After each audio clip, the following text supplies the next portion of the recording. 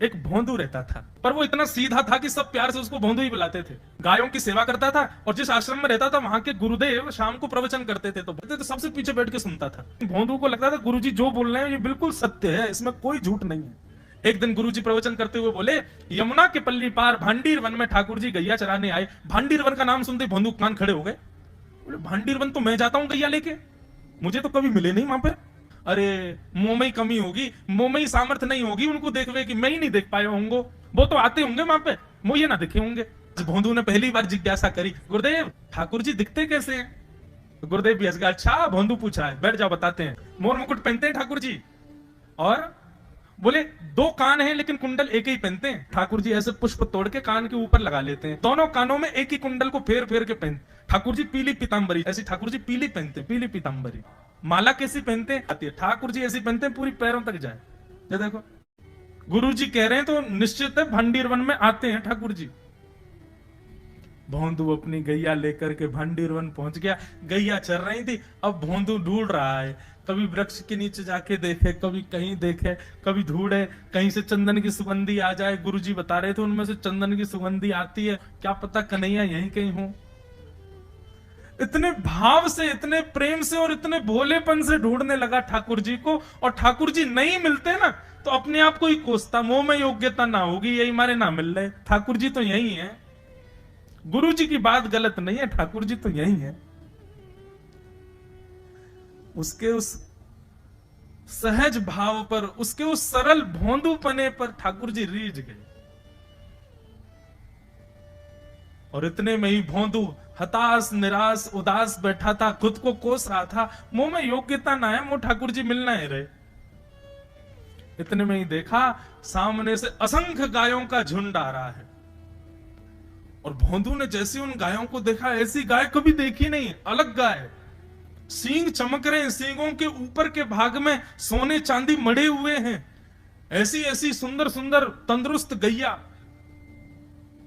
तभी देख रहा है भोंदू, पीतांबरी पहनी है, गले में वैजंती माला धारण की है, सिर पर पाग पहनी है, एक कान में कुंडल है, मंद मंद मुस्कुरा करके दतुइयां दिखा रहे हैं, कटाक्ष नेत्रों से कभी इधर देख रहे हैं कभी उधर देख रहे हैं, अपनी वेणु को कमर में कस करके गैयाओं के गले में गलवैया डाल करके श्याम सुंदर भोंदू की तरफ चलते हुए आ रहे हैं। ये दृश्य देख करके हाथ पांव कांपने लगे भोंदू के। उसको लगा मेरे पास तो आएंगे ही नहीं है, वहीं से मुड़ जाएंगे, अब मैं उनके पास जाके उनको असहज नहीं करूंगा, यहीं से देख लूं, यहीं से प्रणाम कर लूं। लेकिन जैसे जैसे प्रणाम करके ऊपर देखता, ठाकुर जी और पास आ रहे हैं, और पास आ रहे हैं, और पास आ रहे हैं। जैसे ही ठाकुर जी आकर के बैठे, भोंदू के पास शब्द नहीं है, हाथ पैर कंपित हो रहे हैं, उसको सूझ ही नहीं रहा करूं क्या मैं, इनके लिए क्या बिछाऊं, कहां बैठाऊं। ठाकुर जी ने अपने आप ही भोंदू के गले में हाथ डाली, अरे तेरा नाम कहा है? जैसे ही ठाकुर जी ने नाम पूछा, भोंदू अपना ही नाम भूल गया, बोले मुझे याद ही नहीं मेरा नाम क्या है, पर प्रेम से सब लोग मुझे भोंदू बुलाते हैं। अब तो भोंदू नाम सुनते ही ठाकुर जी ताली दे दे के हंसने लगे, तेरा नाम भोंदू है? बोले हाँ मेरा नाम भोंदू है। और ठाकुर जी आपको अच्छा लगा? बोले हाँ बहुत अच्छा लगा। आपको नाम कहा है? ठाकुर जी बोले तुम वो ना जाने? बोले जानू तो ना हूं, लेकिन गुरु जी ने जैसा रूप बताया वैसा ही है आपको, तो आप कहीं नंद नंदन तो नहीं हो? ठाकुर जी बोले हाँ मैं नंद नंदन नहीं हूं, यशोदा जी को लाला, नंद जी को लाला। भोंदू बोलो जय हो भगवान, आज आपके दर्शन है गए। गुरु जी और सब बालकन को तो आप शायद रोज ही मिलते होंगे, लेकिन मैं ही अभागा हूं, मुंह को आप आज ही मिले हो। ठाकुर जी बोले अब चल बात मत बनावे, जल्दी कछु खवा, मुंह को भूख लग रही है। भोंदू एक कपड़े में रोटी बांध के उसमें मिर्च और गुड़ रख करके लेके गया। 2 रोटी थी, भोंदू ने जैसे खोली, एक रोटी ठाकुर जी के सामने धर दी, एक अपने पास रख ली, बोले मैं भी तो खाऊंगा। ठाकुर जी ने बढ़िया रोटी ऐसे घुमाई और प्रेम से गुड़ खामे और रोटी पान लगे प्रेम से, और ठाकुर जी तो चप चप करके नेक देर में पा गए। भोंदू तो भूल ही गया, मुंह खानो भी हो, ठाकुर जी को ही देख रहा है। ठाकुर जी बोले और जोर की भूख लगी है, ला अपनी रोटी उदे दे।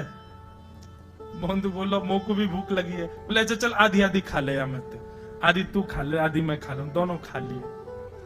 कल तो नेक्स्ट से ज्यादा सी रोटी ले आइयो, भूख ज्यादा लगे, और सुन यही समय आइयो, मिलूंगा कल भी तोते।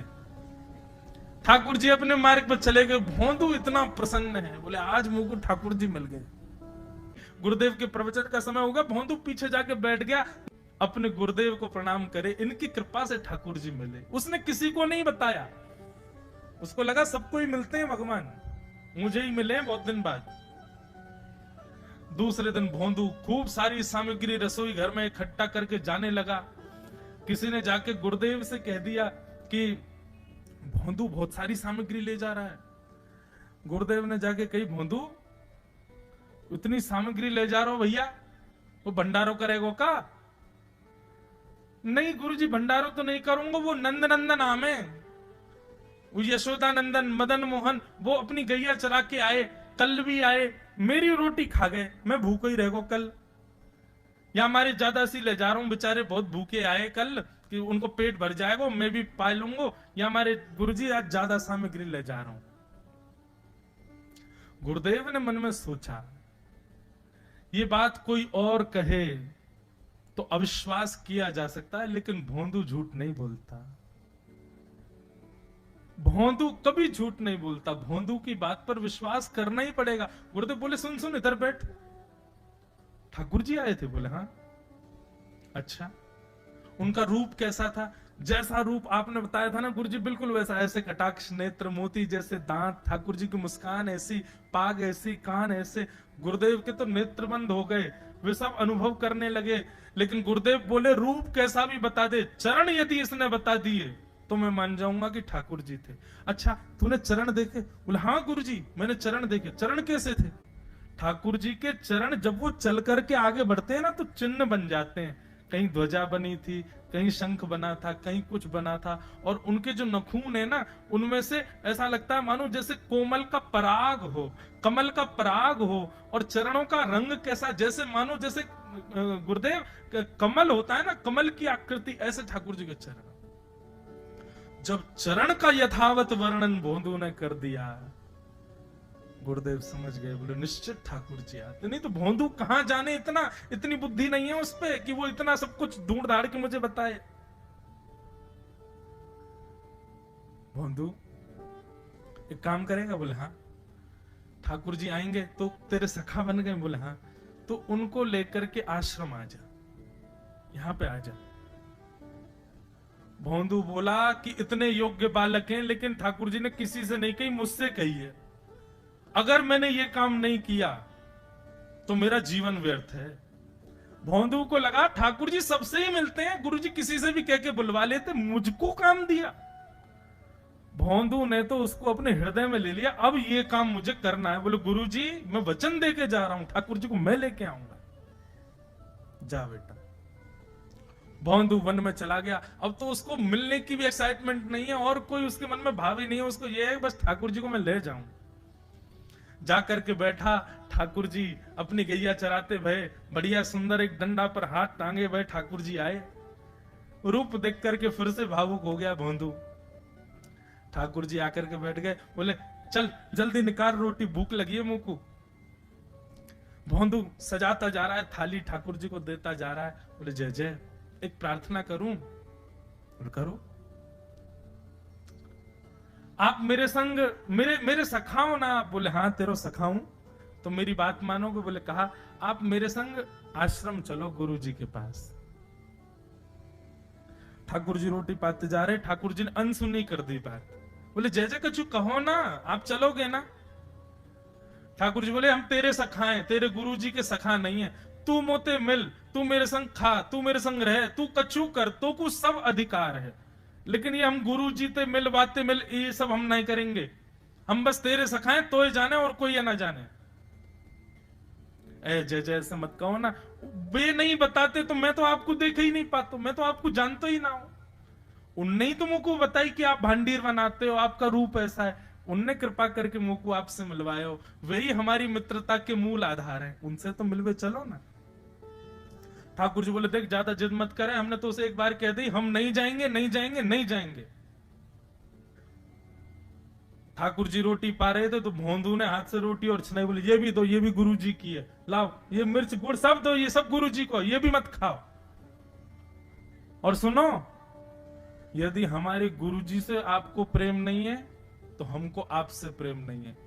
कल ते अपनी गैयान को लेके कहीं और चरावे जाओ, होंगे तुम नंदन नंदन अपने गांव के, मेरे गुरु जी के पास नहीं जाओगे।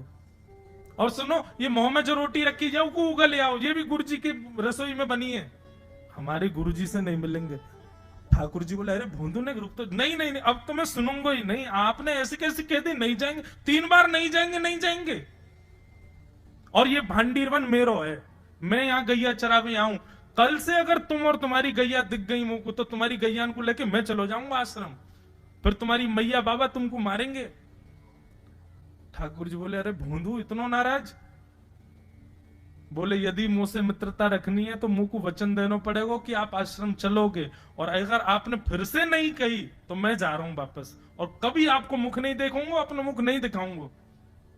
ठाकुर जी बोले, इस मुख को देखने के लिए या संग के लिए लोग पता हो तो कितनी तपस्या करें। बोले, जो तपस्या करें उनको मुबारक, तुम मुंह को ना चाहिए, मुंह ना मिलना तुमते, मुंह कोई गरज ना पड़ रही तुमते, आज तक नहीं मिले, कल ही तो मिले हो मोते, और वो भी गुरुदेव की कृपा से मिले हो, जाओ मत मिलियो, मुझे ना चाहिए तुम। ठाकुर जी बोले, मैं तो ना जाऊंगा, मैं तो तेरे पास ही रहूंगा। बोले, तुम मत जाओ, मैं जा रहा हूं। कि जाने लगा वापस। भोंदू, ठाकुर जी पुकार रहे हैं भोंदू को, मानो जैसे त्रिलोकी लेके जा रहा है वो ठाकुर जी के, जैसे मानो पूरा ऐश्वर्य ठाकुर जी का ले जा रहा हो। अरे भोंदू ने रुक तो जा। भोंदू बोला, अपना मुख भी नहीं दिखाऊंगा यदि आप नहीं चलोगे तो। भोंदू थोड़ी दूर गया, ठाकुर जी को लगी वापस आ जाएगा, थोड़ी और दूर गया, लगा अब आ जाएगा, लेकिन जब भोंदू दिखना बंद हो गया, हमारे ठाकुर जी विचलित हो गए, दौड़े भोंदू की तरफ। ठाकुर जी दौड़ करके गए और जाकर के भोंदू के पित्ती पे चढ़ गए। बोले, ले चल अपने गुरुदेव के पास, चलूंगा तू जहां कहेगो, लेकिन तो दूर नहीं जान दूंगा। और भोंदू ठाकुर जी को ऐसे ऊपर चढ़ा करके लेकर के आश्रम जा रहा है। गुरुदेव आकर के खड़े हो गए और मन में बस विचार कर रहे थे, हाथ पांव कांप रहे थे। बोले, ठाकुर जी आएंगे कि नहीं। इतने में ही भोंदू आया और तभी देखा भोंदू की पिद्दी पर ठाकुर जी टंगे भय आ रहे थे। आज गुरुदेव ने जाकर के पहले भोंदू को प्रणाम किया। बोले, जय हो, धन्य है। इतनी तपस्या की, इतना भजन किया, घर परिवार त्याग दिया, वैराग्य त्याग सब हमारे जीवन में, तब भी ठाकुर जी नहीं मिले। लेकिन वारे भोंदू, तेरी सरलता, तेरी सहजता, तेरा ये निर्मल भाव कि ठाकुर जी तेरे अधीन होके यहाँ आश्रम तक चले आए।